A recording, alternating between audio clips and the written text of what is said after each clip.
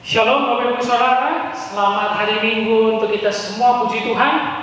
Kita sudah ada di minggu keempat bulan November, luar biasa ya. Betul-betul detik-detik kita sudah mau memasuki Natal, tapi mungkin Natal di 2020 ini berbeda ya. Kita tidak tahu bagaimana selesainya situasi yang tak menentu ini, tapi yang mau bagaimanapun keadaannya kita tetap mengucap syukur.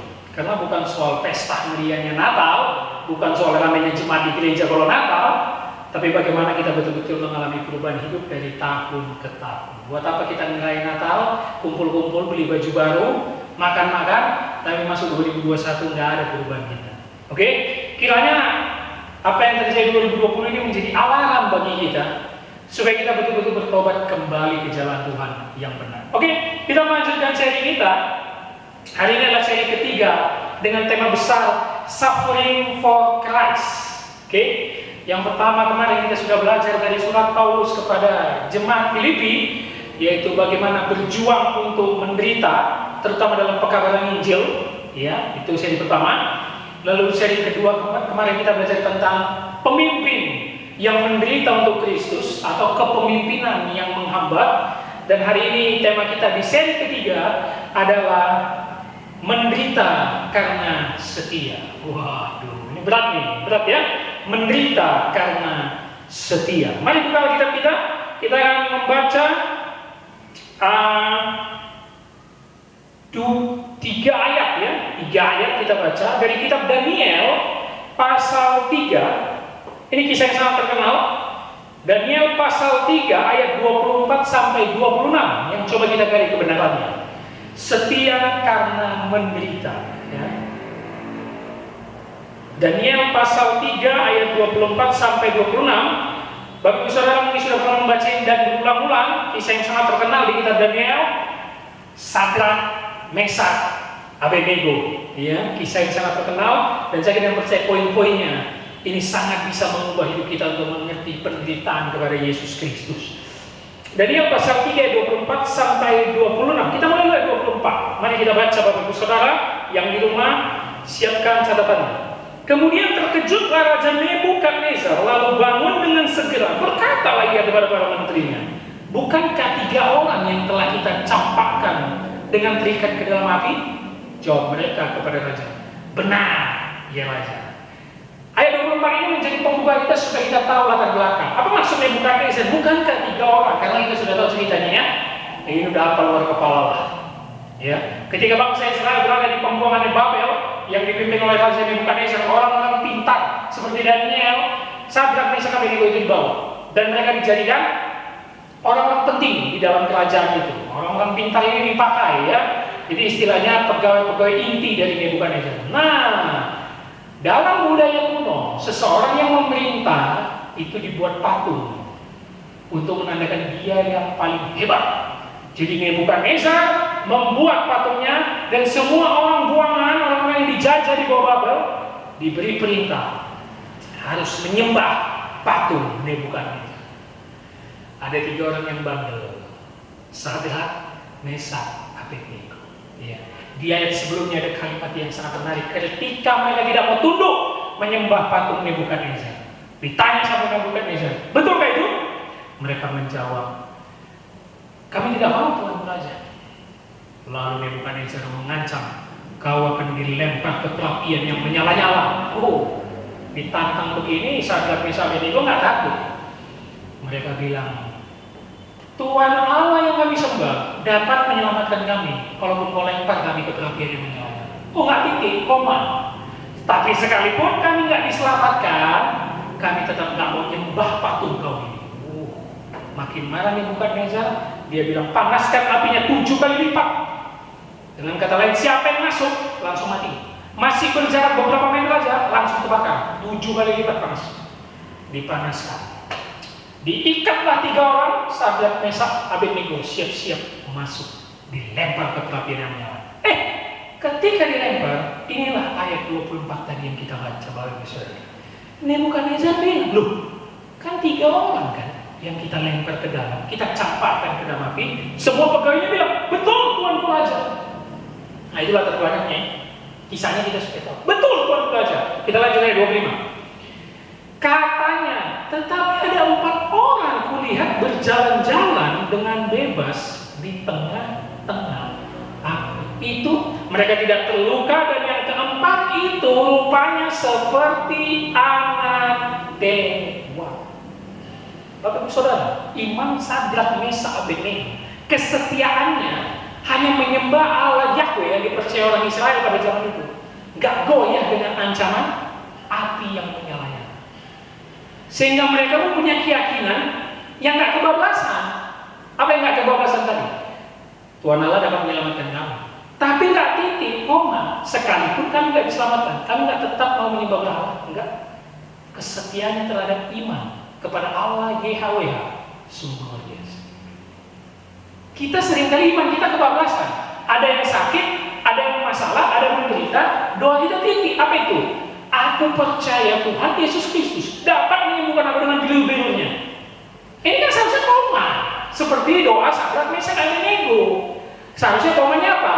Sekalipun tidak sembuh, aku tetap memuji Tuhan Yesus. Gak banyak orang Kristen praktek ini. Kesetiaan iman kita dilihat dalam posisi terhimpit dan menderita. Ayo, Bapak Ibu Saudara, jujur aja lah kita. Kalau mau dilempar ke perapian, kalau mau disiksa, kalau kita lihat film-film itu ya, bagaimana orang disiksa tentara-tentara itu, wow, itu rasanya gimana ya sebelum dia masuk penyiksaan? Takut kan? Saya kira pada Sadrak, Mesak, Abednego pun takut, tapi imannya setia kepada Allah, gak goyang dengan ancaman api yang menyala. Beda orang Kristen, hanya karena mau diturunkan jabatan, hanya diancam kau nggak bisa dapat jabatan tinggi kalau kau nggak pindah agama dia supaya dapat jabatan tinggi. Nah ini kan aneh. Atau anak-anak muda nih, kebablasan nih, pacaran nggak kudus nih, hamil belum nikah, cowoknya bilang gini, kalau kau nggak mau pindah agama, gugurkan aja kandungan, ku tinggalkan kau.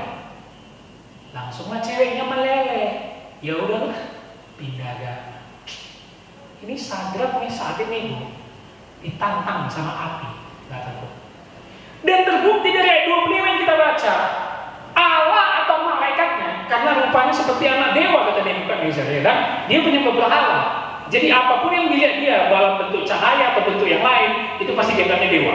Ya karena dia tidak mengenal Allah satu-satunya itu Allah Yahweh. Ya. Loh, kenapa ada 4 orang kulihat berjalan dengan bebas di tengah api? Garis bawahi kalimat di tengah-tengah api. Dalam kitab Daniel kalimat di tengah-tengah muncul 8 kali. Ini kalimat yang paling banyak disebut di kitab Daniel. Muncul 8 kali. Dan yang menarik di tengah-tengah apa? Api. Apa arti api? Penderitaan. Kehancuran. Kalau mau masuk api wajib mati kan? Tuhan tidak akan pernah mengambil masalahmu secara langsung, tapi Dia ada di sampingmu, memberi kekuatan mengatasi masalah.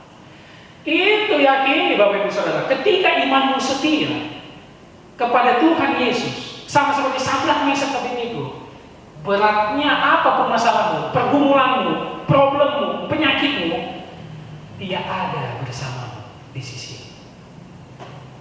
Jadi jangan langsung bilang, Tuhan ambil masalahku, Tuhan Maha Kuasa cabut penyakit ini. Bisa, tapi Dia juga memberikan satu statement seperti ini. Aku ada di sampingmu, aku ada di samping masalahmu, aku ada di dalam masalahmu, aku selalu bersama-sama dengan engkau. Itu arti Immanuel. Tuhan Yesus beserta kita di tengah-tengah api. Apa poin yang kita dapat dari ayat 25 ini Bapak Ibu Saudara? Apa dampak ketika kita memiliki iman yang setia dalam penderitaan?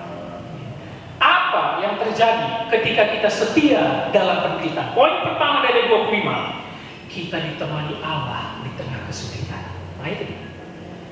Kita ditemani Allah di tengah penderitaan.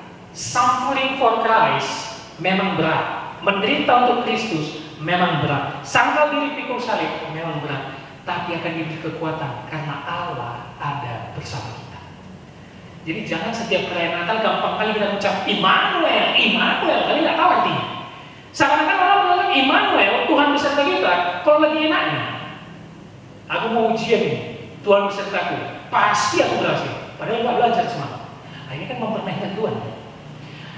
Aku mau nembak cewek itu, pasti aku diterima karena aku anak Tuhan. Tuhan besertaku. Perilakumu tak beres. Aku mau naik jabatan ini, aku mau closing ini, aku mau jual produk ini nih. Tuhan pasti beserta anaknya. Tuhan besertaku. Pasti aku berhasil. Kau halalkan segala cara. Sikut kanan, sikut kiri. Kau ejek-ejek orang lain supaya naik jabatanmu. Jilat atas, tendang bawah. Iya. Tuhan bersama kita. Dengarkan ini. Lebih cocok kalau dikatakan saat kau menderita. Nah, itu dia. Itu teologi yang benar. Jangan dikatakan saat kau lagi senang. Karena belum tentu itu dari Tuhan. Ingat ya, iblis itu gampang kali ngasih rezeki, gampang kali ngasih uang. Belum tentu itu dari Tuhan. Tapi ketika kau menderita, mungkin pun itu dicobai iblis atau diuji Allah, kau tetap setia iman sama seperti Sadrak, Mesak, Abednego. Dia pasti ada bersama. Allah pasti menemani kita di tengah kesulitan. Itulah dampak setia dalam penderitaan. Itulah dampak ketika imanmu tetap berpegang teguh kepada Yesus Kristus. Dia ada bersama. Wow. Luar biasa. Luar biasa. Nah, itu dia yang penting. Bahwa Allah akan menemani kita di tengah penderitaan. Berarti Pak Pendeta, kalau kita begitu, kita nggak mungkin gagal ya. Kita nggak mungkin kena penyakit ya. Tuh, Sadrak, Mesak, Abednego itu diselamatkan. Ada 4 orang dalam keadaan. Nggak selalu. Emang kalau terbakar Sadrak, Mesak, Abednego kenapa rupanya? Itu bisa jadi jalan Tuhan. Iya kan? Emang kalau kau kena penyakit parah nggak selamat, kenapa rupanya? Sedih, iya sedih lah memang. Itu jalan Tuhan, mau cepat-cepat ke surga, nggak senang rupanya. Heran juga kita ini, lebih senang kita di dunia daripada mau ketemu Tuhan di surga. Padahal kalau dari surga kita nggak pedulikan lagi apa yang ada di dunia. Nggak ada lagi kita pedulikan anak istri kita, orang nggak kenal lagi kita. Iya, itu jalan Tuhan. Jadi jangan ambil kalimat ini, kalau begitu memang Tuhan luar biasa. Lihat dulu. Ini kan ada ancaman sama Sadrak, Mesak, Abednego. Dibakar 7 kali lipat api. Tapi mereka tetap setia. Di tengah-tengah api, Yesus akan selalu menemani kita di tengah masalah. Itu dia. Itu yang paling penting Bapak Ibu Saudara. Lalu perhatikan ayat selanjutnya. Ayat 26. Lalu Nebukadnezar mendekati pintu perapian yang bernyala-nyala itu. Dia terkejut melihat ada 4 orang berupa satu anak dewa. Akhirnya dia mendekat, berkatalah ia, Sadrak, Mesak, Abednego, hamba-hamba Allah yang Maha Tinggi. Keluarlah dan datanglah kemari. Lalu keluarlah Sadrak, Mesak, Abednego dari api itu. Kalimat di bawah atau ayat selanjutnya baca sendiri Bapak Ibu Saudara. Sedikit pun tidak ada luka bakar atau kena api dalam tubuh mereka.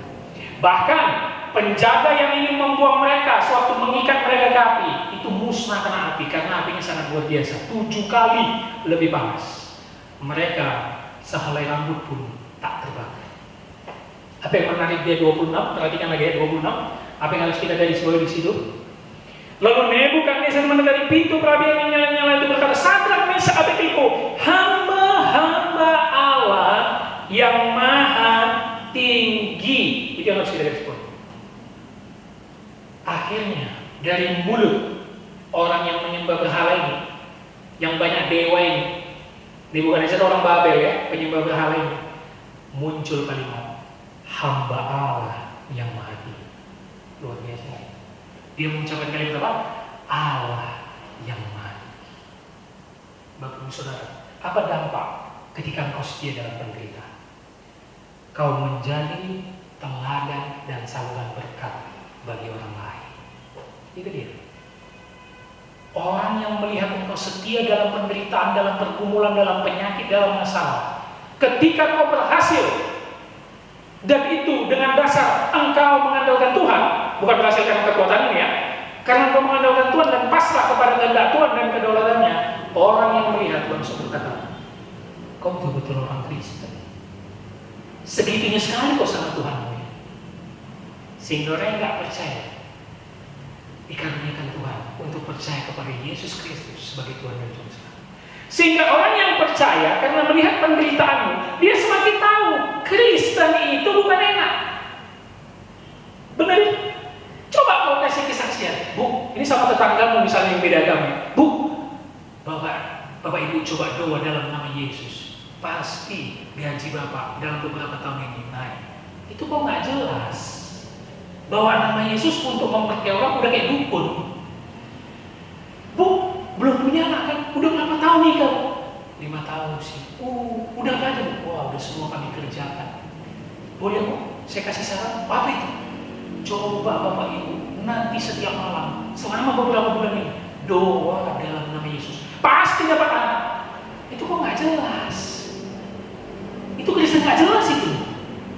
Ngasih tau ke agama lain tapi ajarannya nggak jelas untuk keuntungan pribadi. Tapi coba ada kau konflik sama istrimu, sama suamimu, Bapak Ibu Saudara, tetanggamu tahu karena dekat, dan tetanggamu ini beda agama. Bertahun-tahun konflik, bertahun-tahun dia melihat kau nangis, bertahun-tahun melihat kau mungkin dikasari. Suatu ketika dia datang, Bu, Ibu tahan sama dia. Iya. Jadi nggak ada niat cerai. Saya lihat dengan mata kepala saya, Ibu itu ditampar. Saya lihat, saya dengar dengan kuping saya, Ibu dimaki-maki. Pakai kata gini apa? Lalu kau jawab, karena memang mengikuti Yesus susah dan nggak boleh cerai. Dia pun pasti mikir, hebat sekali Tuhanmu itu. Sehingga kalau memang Tuhan menganugerahkan dia untuk percaya kepada Yesus, dia ngerti ajaran Kristen itu enggak enak, tapi susah. Jangan kita percaya semua kesaksian orangnya, jangan. Apalagi kesaksian yang enak-enak itu, naik jabatan, dapat ruko baru, dapat gedung baru. Ya memang gak ada mustahil bagi Tuhan, tapi nggak mustahil bukan soal-soal kasih gedung baru lah. Ya, itu gampang lah itu. Tapi yang paling utama kau setia walaupun dalam penderitaan. Sama seperti Sadrak Mesak Abednego, tetap setia walaupun mau dilempar ke api. Engkau menjadi teladan dan saluran berkat bagi banyak orang lain. Sehingga nanti misalnya yang kau tadi setia walaupun engkau lagi masalah dalam perkawinan, semua orang bermasalah dalam perkawinan mungkin di lingkunganmu, di tetanggamu, datang ke kau. Pasti ada yang mau cerai di sana langsung bilang, datang tuh ke ibu itu, masa lalu belum ada apa-apanya, masalah dia tetap setia tuh sama suaminya. Kok jadi saluran berkat? Sehingga kalau dia datang menasihati kita harus setia. Penderitaan itu memang sengaja dibuat Tuhan untuk meningkatkan iman kita. Jangan nyerah. Wah, asik. Seri pertama saya bilang apa? Berkat kita itu penderitaan. Berkat kita itu salib. Berkat kita bukan hal-hal duniawi. Itu bonus yang biasa lagi. Jabatanmu naik, puji Tuhan. Uangmu banyak, puji Tuhan. Bukan itu yang utama, itu bonus-bonus saja. Itu yang hal-hal remeh-temeh itu, yang kecil-kecil itu. Tapi ketika penderitaan datang, ketika api yang menyala-nyala datang, engkau tetap setia sama Tuhan. Itu toh. Itulah yang dilakukan Sadrak, Mesak, Abednego. Sehingga orang penyembah berhala seperti Nebukadnezar berkata, keluarlah Sadrak, Mesak, Abednego, hamba-hamba Allah yang Maha Tinggi.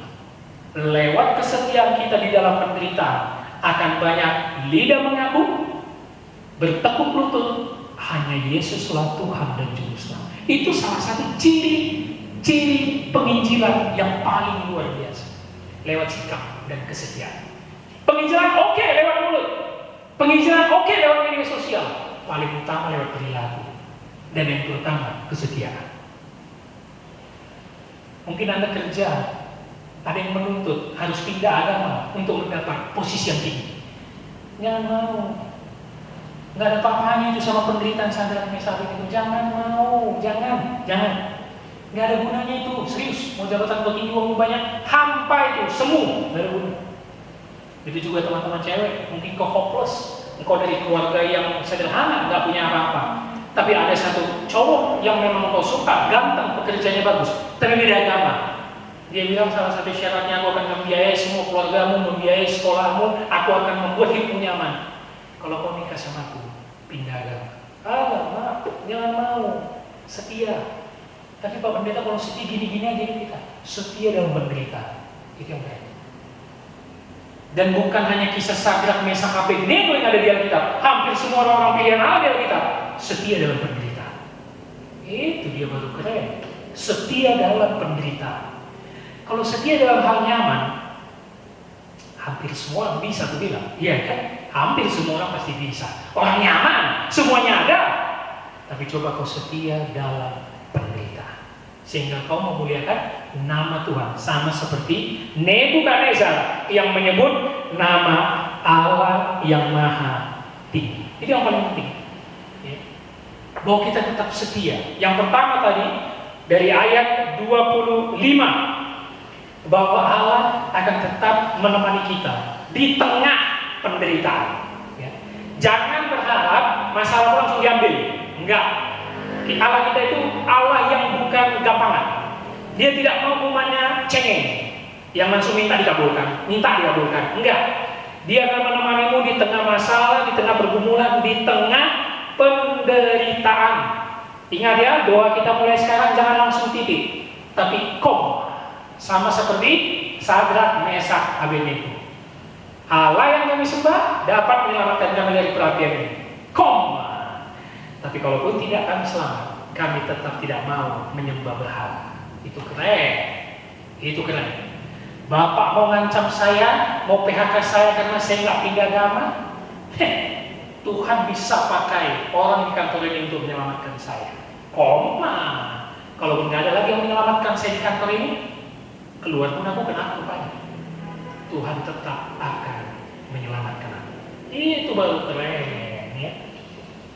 Anak-anak muda juga begitu, dalam pasangan, dalam kuliah, sekolah. Allah akan menemani kita di tengah kesulitan. Itu poin pertama tadi. Poin kedua apa tadi? Ayat 26. Ayat 26. Nebukadnezar mengucapkan kalimat, hamba-hamba Allah yang maha tinggi. Ketika kau setia dalam penderitaan, engkau menjadi teladan dan saluran berkat bagi banyak orang lain. Itu dia luar biasa. Dan ayat-ayat di bawahnya, baca keseluruhan perikop ini kisah yang sangat luar biasa. Saya harap ini dibaca utuh di rumah ya, ayatnya, perikopnya, pasalnya ya. Dan di bawahnya Nebukadnezar mengumpulkan semua penguasa-penguasa, wakil-wakil bupati, menteri, bilang, kalian sembah Allahnya Sadrak, Mesak, Abednego. Sembah. Ini yang saya katakan tadi. Engkau dipakai Tuhan dengan dahsyat untuk membuat banyak orang percaya kepada kedaulatannya, percaya kepada kuasa. Itu penginjilan yang berlaku. Kalau orang Kristen tidak setia dalam penderitaan, apalagi yang mau kita injilkan sama orang lain? Itu namanya kita ngomong doang, keluarin banyak ayat, suara keras-keras, teriak-teriak. Begitu dilihat kelakuan di masyarakat, di tetangga, kacau balau, cerai, pukul istri, marahin istri, maki-maki istri. Buat anak, jangan menjadi saluran berkat sehingga orang bilang, lihat, lu kalau ada masalah keluarga datang nih, masalah kita nggak ada apa-apanya, dia setia. Emang kenapa dia setia? Nggak tahu itu katanya ajaran agamanya. Setia di dalam penderitaan. Dan dalam satu kitab ini kita tahu juga Daniel mengalami hal sama ya, dibuang ke gua singa tapi dia setia. Dan akhirnya Raja Darius apa? Membuat peraturan, bahkan undang-undang. Kalau Nebukadnezar bilang sembah tuh Allahnya Sadrak, Mesak, Abednego. Darius lebih ngeri, buat aturan bahwa semua orang harus menyembah Allahnya Daniel. Undang-undang jadi. Karena setia dengan imannya di dalam penderitaan. Siapa Bapak Ibu Saudara?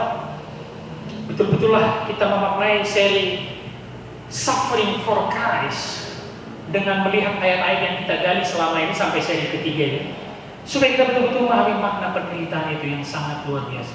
Mengikuti Kristus nggak gampang, menjadi Kristen nggak gampang. Jangan percaya bualan-bualan bahwa segala sesuatu dikabulkan Tuhan Yesus. Bahwa ikut Yesus enggak. Sangkal dirimu, pikul salibmu, dan ikutlah aku. Setia dalam penderitaan itu menjadi ciri engkau orang Kristen yang sejati. Amin.